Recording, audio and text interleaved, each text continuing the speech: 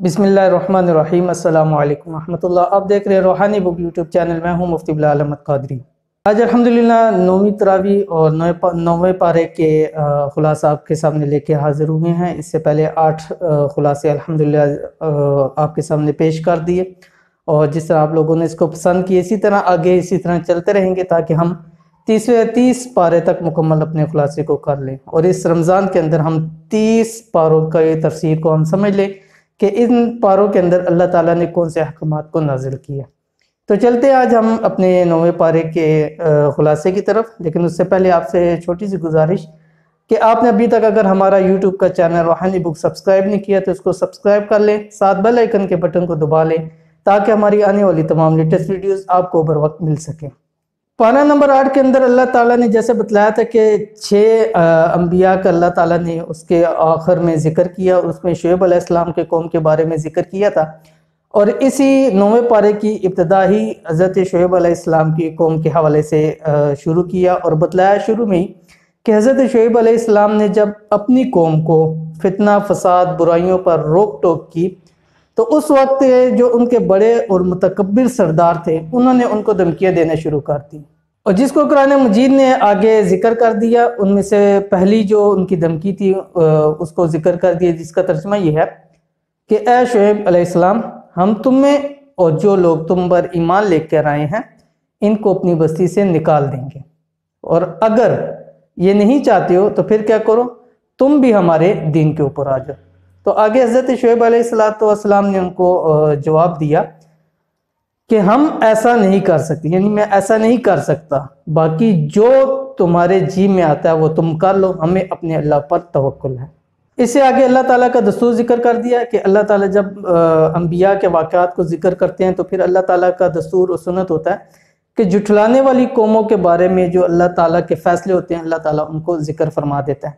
तो अगली आयत के अंदर अल्लाह ताला ने अपनी दस्तूर और सुन्नत को जिक्र किया कि जो जुठलाने वाली कौम होती है उनके ऊपर हम कैसे अजाब लेके आते हैं और क्या कुछ उनके साथ किया जाता है, वो अगली आयत के अंदर अल्लाह पाक ने जिक्र फरमाया। नंबर 1 जिक्र किया कि हर तरह से समझाने की कोशिश करते हैं। पहले तो उस कौम को हर तरह से समझाने की कोशिश की जाती है, और नंबर 2 तंगी और तकलीफ में मुब्तला कर देते हैं कि शायद हमारी तरफ आ जाए, ये दूसरा दस्तूर। और तीसरा हम इन्हें अचानक अपने अजाब की गिरफ्त में ले लेते हैं, शायद कि समझें और फिर हमारी तरफ लौट आए। तो ये 3 तरीके हैं कि अल्लाह ताला जो है वो जो भी कौम जुठलाती है उसके मुताबिक अल्लाह ताला का ये दस्तूर होता है।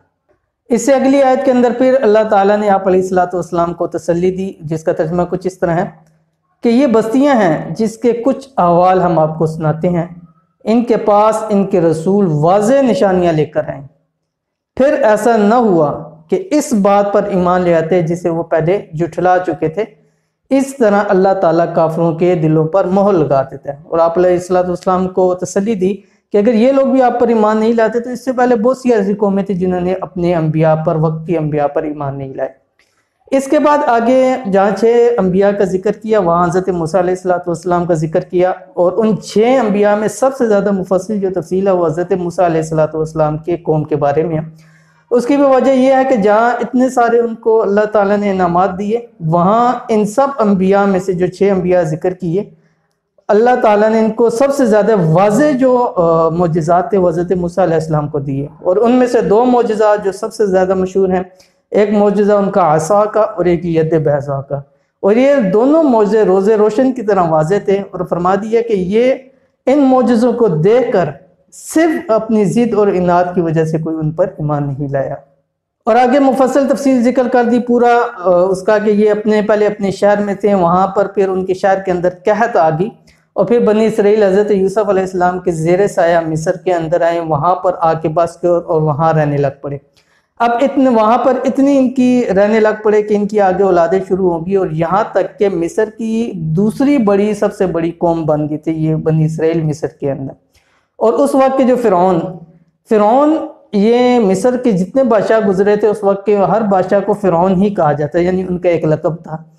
तो उस वक्त के जो मिस्र के अंदर थे तो फ़िरौन थे बादशाह थे, इन्होंने जो बनी इसराइल पर उन पर बहुत ज़्यादा जुल्म सितम किए थे, اور بنی اسرائیل وہاں پر ظلم و ستم کی چکی پہ پس رہے تھے جب موسیٰ علیہ السلام آئے اور چاہتے تھے کہ ان کو یہاں سے نکال کر واپس ان کے شہر ارض مقدس فلسطین کی طرف لے جائیں ان کو۔ اور یہی وجہ تھی کہ حضرت موسیٰ علیہ السلام نے فرعون سے اس کا ذکر کیا کہ بنی اسرائیل کو میرے ساتھ بھیج دو، اور بنی اسرائیل کو بھی بتایا کہ میں اللہ کی طرف سے تمہارے لیے نبی بنا کر بھیجا گیا ہوں۔ تو وہاں کے جو اس وقت کی بنی اسرائیل تھے انہوں نے انکار کیا اور کہا کہ میں آپ اپنا معجزہ دکھاؤ۔ تو حضرت موسیٰ علیہ السلام نے جو لاٹھی تھی اس کو پھینکی اور وہ ایک خوفناک اژدہا بن گیا، اور دوسرا آپ نے جب اپنا ہاتھ نکالا تو وہ ایسا روشن تھا کہ اس نے آسمان و زمین کی ہر جگہ کو روشن کر دیا۔ اب جب یہ چیز ہوئی تو فرعون جو تھا اس کو اپنا فکر پڑ گئی، اس نے اپنے مشیران کو بلایا اور کہا کہ یہ جو موسیٰ علیہ السلام کے بارے میں کہ یہ لوگ کہیں قوم کو ورگلا کے یہاں سے لے نہ جائے، کہ لوگ اس پر ایمان لے اور ہماری بادشاہت اور ہمارا ملک جو ہے وہ قبضہ کرنا چاہتا ہے، اور نعوذ باللہ کہا کہ یہ ایک جادوگر ہے جو کہ ہمارے ملک کے اوپر قبضہ کرنا چاہتا ہے۔ تو مشیروں سے کہا کہ مجھے مشورہ دو کہ میں کیا کروں۔ تو جو ان کے مشیر تھے انہوں نے مشورہ دیا کہ موسیٰ علیہ السلام کو کہ آپ ایسا کریں کہ ایک بڑے مجمع کے اندر ان جادوگروں سے مقابلہ کرا دو جو ہمارے ملک کے بڑے جادوگر ہیں۔ جب وہ ان کو ہرا دیں گے تو ظاہر بات ہے کہ لوگوں کا ان کے اوپر ایمان نہیں ہوگا۔ تو اس کو یہ ان کا مشورہ پسند آیا اور ایک بڑے مجمع کے اندر اس نے مقابلے کا اعلان کیا۔ تو جب جو جادوگر تھے جادوگروں نے اپنا جادو دکھایا، اور موسیٰ علیہ السلام نے جب اپنا وہ جو عصا تھا اس کو پھینکا، اس سے جو معجزہ دکھایا، تو وہ جو جادوگر تھے ظاہرہ وہ جانتے تھے کہ یہ جادو ہے، اور جو موسیٰ علیہ السلام کہہ رہے ہیں وہ جادو ہرگز نہیں ہو سکتا۔ تو وہ جادوگر فوراً سجدے کے اندر گر گئے اور کہنے لگ پڑے کہ ہم موسیٰ علیہ السلام پر ہم ایمان لے کے آئے ہیں۔ اب فرعون اس بات سے بڑا گھبرایا، غصے کے اندر آیا اور ان کو دھمکیاں دینی شروع کر دی کہ اگر انہوں نے ان کا ساتھ نہ چھوڑا تو تمہیں میں قتل کروا دوں گا۔ لیکن جب جس کے دل میں ایمان کی نور روشن ہو جاتا ہے، ایمان آ جاتا ہے، پھر وہ کسی دھمکیوں سے کسی چیزوں سے وہ پسنے والا نہیں ہوتا، ہر جگہ وہ ثابت قدم رہتا ہے۔ اور موسیٰ علیہ السلام کے اوپر جنہوں نے ایمان لایا وہ بھی ایسے ہی ثابت قدم رہے موسیٰ علیہ السلام کا۔ اور اس طرح اللہ تعالیٰ نے جو موسیٰ علیہ السلام کی جو قوم بنی اسرائیل تھی فرعون سے اس کو نجات دلائی، اور پھر فرعون اور اس کی قوم کے اوپر ان کی تکبر کی وجہ سے، سرکشی کی وجہ سے، انکار کی وجہ سے، ظلم و ستم کی وجہ سے اللہ تعالیٰ نے ان پر مختلف عذاب بھیجے جن کا قرآن کریم کے اندر ذکر ہے۔ پہلا ایسا طوفان بھیجا کہ ان کی کھیتیاں تباہ و برباد ہوگی۔ دوسرا ٹڈیوں کے دل آئے جو ان کے درختوں کے پتے تک چاڑ کر جاتے تھے۔ نمبر 3 اس قدر چیچڑیاں پیدا ہو گئیں کہ جمع شدہ غلہ کو بھی انہوں نے ناقابل استعمال قرار دے دیا، پھینک دیا۔ نمبر 4 مینڈکوں کی کثرت، اور اتنے مینڈک ہو گئے تھے کہ اگر وہ بات کرنے کے لیے منہ کھولتے تو مینڈک ان کے منہ میں جانے کے لیے تیار ہوتے تھے۔ اسی طرح نہروں، کنووں، مٹکوں کا پانی اللہ تعالیٰ نے تبدیل کر دیا۔ یہ فرعون اور اس کی قوم پر اللہ تعالیٰ نے عذاب کو نازل کیا تھا۔ اور خاص طور پہ بنی اسرائیل کا ایک طرح امتیاز رہا ہے کہ وہ جب بھی پریشانی میں اور اللہ کے عذاب میں پڑتی اور اس ٹائم موسیٰ علیہ السلام کے پاس آ جاتے، اوزاری کر دے، عہد لیتے کہ اے موسیٰ اگر تو نے ہمیں اس عذاب سے نجات دلاتی تو ہم تم پر ایمان لے کے آئیں گے۔ لیکن جب ان سے وہ عذاب ہٹا لیا جاتا تو پھر وہ پہلے سے حرکتیں کرنے لگ پڑتے۔ تو یہ شروع سے بنی اسرائیل کا چلتا ہوا آ رہا ہے امتیاز۔ اور جب اللہ تعالیٰ نے بنی اسرائیل کو فرعون کی ظلم و ستم سے نجات دی اور موسیٰ علیہ السلام راتوں کو ان کو تاریکی میں لے کر مصر سے چلے گئے، اب جب وہاں اپنی ایک دنیا بسا رہے تھے، وہاں ظاہر دستور زندگی کے لیے کیسے زندگی گزارنی ہے، اس کے لیے چیزیں ضرورت تھی۔ اس کے لیے اللہ تعالیٰ نے حضرت موسیٰ علیہ السلام کو کوہ طور پر بلایا، 40 روزے رکھے۔ اس کے بعد اللہ تعالیٰ نے حضرت موسیٰ علیہ السلام کو دستور زندگی گزارنے کے لیے تورات اللہ تعالیٰ نے ان کو عطا فرمائی۔ اب یہود کی کچھ انوکھی عادات تھی۔ کیا؟ نمبر 1 قدم قدم پر پھسل جاتے تھے ہر بات کے اندر۔ نمبر 2 وعدہ کرتے تھے، بلا دیتے تھے۔ نمبر 3 احکام الہیہ کا مذاق اڑاتے تھے، اور احکام الہیہ کے اندر تعلیف و تحریف کرتے تھے۔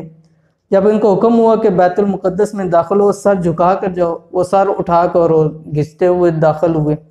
ہفتے کے دن کو اللہ تعالیٰ نے عبادت کے لیے مقرر کیا تھا، اب وہ ہیلے بہانے سے اس دن کے اندر جو ہے وہ مچھلی کا شکار کرنے لگ پڑے۔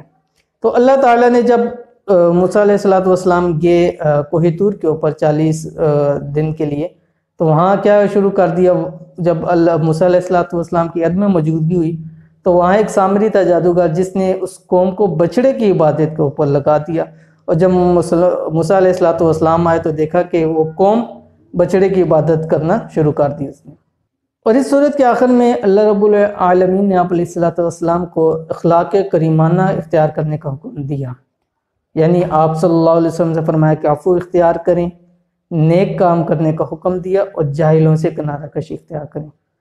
سورۃ اعراف کا اختتام بھی ابتدا کی طرح قرآن پاک کی عظمت کے اوپر کیا اور آیت نازل فرما دی، جس کا ترجمہ یہ ہے کہ جب قرآن پڑھا جائے تو توجہ سے سنو اور خاموش رہو تاکہ تم پر رحم کیا جائے۔ تو اس سے قرآن پاک کی عظمت پر دلالت ہے۔ قرآن سورۃ اعراف کے شروع میں بھی قرآن مجید کی عظمت تھی اور آخر میں بھی قرآن مجید کی عظمت پر اس سورت کو مکمل کر دیا۔ اس کے بعد آگے سورۃ الانفال شروع ہوتی ہے۔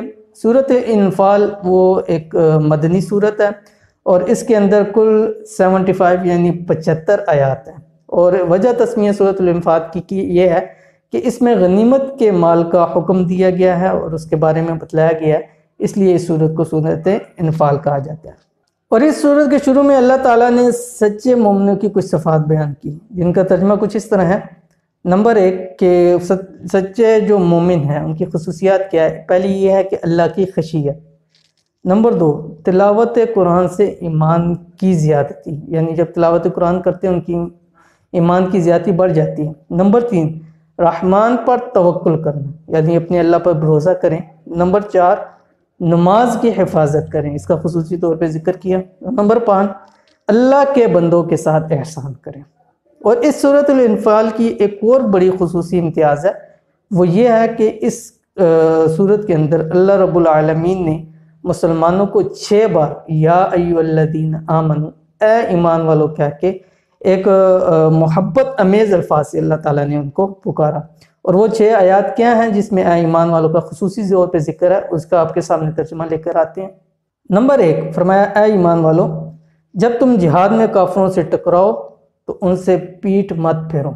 نمبر 2 فرمایا کہ اے ایمان والو، اللہ اور اس کے رسول کے حکم کی اطاعت کرو، اس سے سن کر اعراض نہ کرو۔ اور نمبر 3 فرمایا کہ اے ایمان والو، اللہ اور رسول سے خیانت نہ کرو اور آپس کی امانتوں میں بھی جان بوجھ کر خیانت نہ کرو۔ نمبر 4 پہ فرمایا کہ اے ایمان والو، اللہ اور رسول کا حکم مانو، ایسے کام کی طرف بلائیں جن میں تمہاری زندگی ہے، یعنی اللہ کے رسول جس کام میں تمہارے لیے زندگی ہے، اور اگر اس کام میں کسی بھی کام کے اندر تمہیں بلائیں تو اس کی طرف ضرور جاؤ۔ اور نمبر 5 فرمایا کہ اے ایمان والو، اللہ سے ڈرتے رہو، وہ تمہیں فرقان دے گا، گناہ تم سے دور کر دے گا اور تمہیں بخش دے گا۔ اور نمبر 6 کے اندر فرمایا اے ایمان والو، جب کسی جماعت سے تمہارا مقابلہ ہو تو ثابت قدم رہو، اللہ کو بہت یاد رکھو تاکہ تم کامیاب ہو جاؤ، اللہ اور اس کے رسول کے حکم پر چلو، آپس میں جھگڑا نہ کرنا ورنہ تم بزدل ہو جاؤ گے، تمہاری ہوا اکڑ جائے گی، اور صبر سے کام لو، اللہ تعالیٰ صبر کرنے والوں کو پسند فرماتا ہے۔ اور ان 6 آیات کے اندر جہاں اللہ تعالیٰ نے اے ایمان والوں کے ایک محبت بھرے الفاظ سے ذکر فرمایا، وہاں 6 آیات کے اندر بہت سارے حکم عطا فرما دی، اور یہ خاص طور پر حکم تھے جہاد کے حوالے سے۔ اب اگر کوئی جاننے والا عقل مند انسان ہے کہ وہ دیکھے کہ ان 6 آیات کے اندر جو حکم دیے، اگر اس پر عمل کر لیں کہ دنیا کی کوئی طاقت مسلمانوں کو نقصان یا مسلمانوں کو شکست نہیں دے سکتی۔ تو یہ تھی آج کی ویڈیو، جس کے اندر ہم نے آپ کے ساتھ پارہ نمبر 9 کا مکمل خلاصہ ذکر کر دیا۔ امید کرتے ہیں کہ آپ کو ویڈیو پسند آئی ہوگی۔ ویڈیو پسند آئی تو لائک، شیئر، کمنٹس کر دیں۔ ملتے ہیں انشاءاللہ پھر کسی اچھے نیکسٹ ویڈیو کے اندر، تب تک کے لیے اجازت دیجیے، اللہ حافظ۔ Thanks for watching. Don't forget to like, subscribe and share. مزید ویڈیو دیکھنے کے لیے ہمارا چینل سبسکرائب کریں، گھنٹی کا بٹن دبائیں اور نئی ویڈیو سے باخبر رہیں۔